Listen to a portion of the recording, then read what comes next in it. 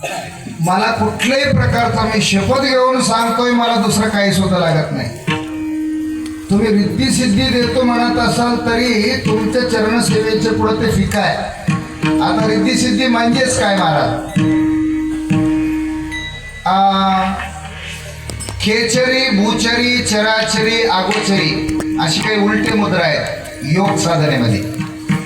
अशी उलटी मुद्रा लावून हठयोगाचं साधन केलं की रिद्धिसिद्धी प्राप्त होत आहे म्हणे. पण ते रिद्धिसिद्धी म्हणजे काय आमचे गुरुजी सांगायचे. एखादं लेकरू जास्तच रडायला लागलेले आहे आणि आई कामात गुंतलेले आहे, बाकीच्या कामात म्हणण्यापेक्षा पीठ चुरण्यात आई गुंतलेले आहे. पीठ चुरण्यासाठी दोन्ही हात गुंतलेले असतात. आता ते लेकरू रडायला लागले कशासाठी हे आईला माहीत आहे. लेकराला भूक लागल्यामुळे लेकरू रडायला लागले आणि लेकराला दूध पाजवावं लागतं हे ते आईला माहीत आहे. तरी पण आईचे पिठात हात गुंतल्यामुळे आई काय करते, त्या लेकराच्या समोर एक खेळणं आणून आपटी ती आहे का नाही. आणि ते लेकरू ते खुळखुळा असो खेळणं असो ते हातात घेऊन काय करते, वाजवीत वाजवीत आपलं पोटाला लागलेले जे भूक आहे त्या भूकावर त्याचा विसर पडते. मग पुन्हा नंतर हात वगैरे धुवून आणून आई दूध पाजविते, ते पुन्हाचा विषय झाला. पण तोपर्यंत लेकरू कशात गुंतलंय, खेळण्यात गुंतलंय आहे का नाही. खरं भूक भागली का त्याची, खेळण्यानं खरं भूक भागलंय का. जोपर्यंत स्तनपान होत नाही तोपर्यंत त्याचं खरं भूक भागलेलं नाही, पण खेळण्यात अडकून बसलेले अलीकडच.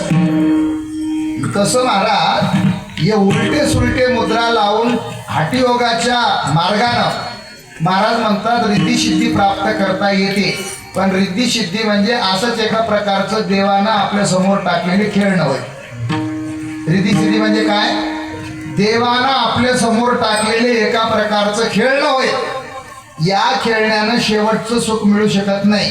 जसं आईचं दूध पिल्याशिवाय त्या लेकराचं पोट भरत नाही, तसं खरंच शेवटचं सुख होईपर्यंत आम्हाला सुद्धा सुख प्राप्त होणं शक्य नाही. म्हणूनच महाराजांनी सांगितले रिद्धी सिद्धी निधी अवधीच उपाधी सवत्या परमानंदी म्हण नाही. सिद्धी लावी पिसे कोण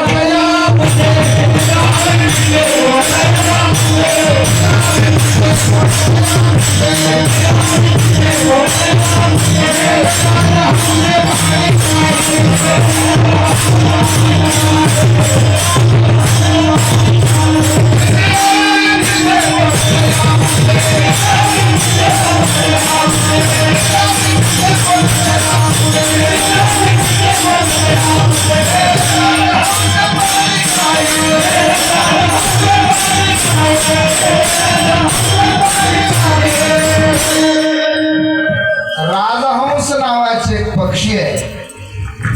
ते पक्ष्याच्या समोर आपण दूध आणि पाणी दोन्ही मिश्रण करून जर ठेवलं, बाराने जरी पाणी राहिलं ते चाराने दूध ओढून घेते म्हणे, बाराने पाणी सोडून देते.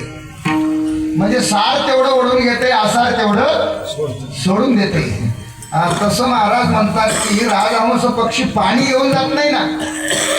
पाणी घेऊन गेल्यावर त्याला खरं सुख प्राप्त झालं नाही ना.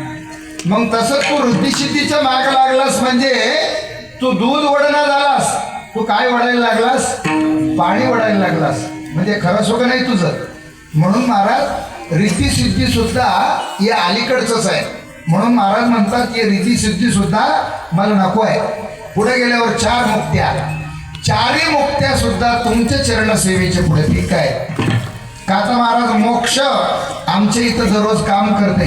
मोक्ष आमागरी कामारी दासी होय सांगवायचे तुका म्हणे घेईन मी जन्म यासाठी देवा तुझी चरण सेवा साधावया.